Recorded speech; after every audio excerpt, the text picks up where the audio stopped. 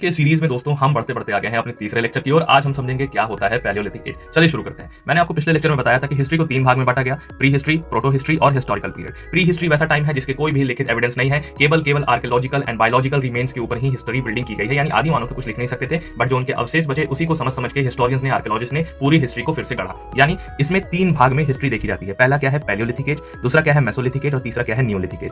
Palaeolithic as को आज हम पढ़ेंगे और इसके तीन सब डिवीजन को भी, जैसे लोएस्ट, मिडिल एंड अपर, इन चारों को हम आज निपटा देंगे। मेसोलिथिक और नियोलिथिक पे सेपरेट लेक्चर लेंगे ताकि आपको चीजें अच्छे से समझ आए। चलिए शुरू करते हैं। क्या है पैलियोलिथिक एज? ये अर्लीस्ट एंड लॉन्गेस्ट फेज है प्री हिस्ट्री का। देखिए लगभग 20 लाख साल ईसा पूर्व से लेकर 10,000 साल ईसा पूर्व का ये लंबा एक्सपेंशन है। इसी में आइस एज भी आता है दोस्तों। फिर क्या है? ह्यूमन नोमैडिक है, यानी एक जगह पे रुक कभी नहीं रहता, वो यहाँ रहेगा वहां रहेगा, परसों कहीं और रहेगा, घूमते रहेगा। फिर डिपेंडेंसी है हंटिंग पे और फूड गैदरिंग पे, यानी इंसान हंट करेगा या फिर फूड को जमा करेगा, संग्रह करेगा। फिशिंग बहुत कम देखी जाएगी, लगभग ना के बराबर फिशिंग मेसोलिथिक एज में आएगी। फिर टूल्स एंड टेक्नोलॉजी की बात करें तो जो टूल्स बनाएगा वो mostly rough and unpolished stone से बनाएगा, यानी बड़े बड़े बोल्डर से बनाएगा, और उसमें धीरे धीरे फिर बारीकी और पैनापन आते जाएगा। वो हम आगे समझेंगे। कौन कौन से tool? Hand axe, chopper, clever ऐसे, और बोन्स को और वुड्स को इस्तेमाल करना शुरू करेगा अपनी रोजमर्रा जिंदगी के लिए। लाइफ एंड कल्चर देखें तो केव में रहेगा इंसान, रॉक शेल्टर पर रहेगा इंसान, या तो पेड़ों के ऊपर रहेगा। कोई भी बस्ती, कोई भी झोपड़ी, कोई भी घर इंसान नहीं बनाता इस पीरियड में। और एनिमल स्किन को पहनेगा, रफ एंड टफ, और डिस्कवरी हो जाएगी यूज ऑफ फायर, यानी फायर तो पहले से मौजूद थी, इसको इस्तेमाल में कैसे लेना है ये इंसान सीख जाएगा।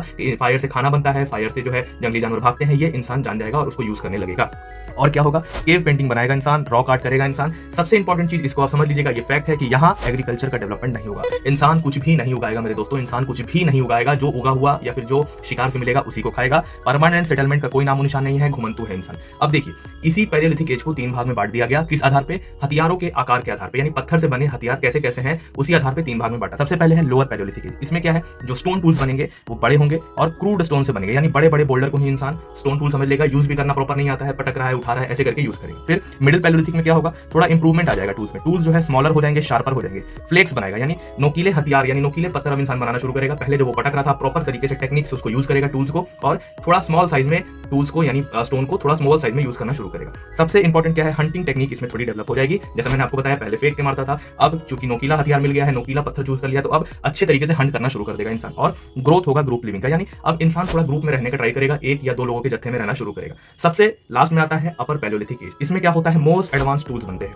जैसे फाइन और specialised blades, bearings and bones tool. मतलब अब देखिए पत्थरों पे धार लगा दी गई है, अब इंसान काटना शुरू कर दिया है। अब बहुत स्पेशलाइज्ड टाइप के पत्थर के औजार बन रहे हैं। इससे क्या फायदा होगा कि भाई शेल्टर आसानी से बनेगा, मतलब काट छाट के बढ़िया जानवर की स्किन से शेल्टर इंसान बनाना शुरू करेगा। क्लोथिंग यानी प्रॉपर फिटिंग क्लॉथ बनाना, मतलब उतना प्रॉपर तो नहीं बट एक फिट क्लॉथ बनाना स्टार्ट करेगा। और क्या?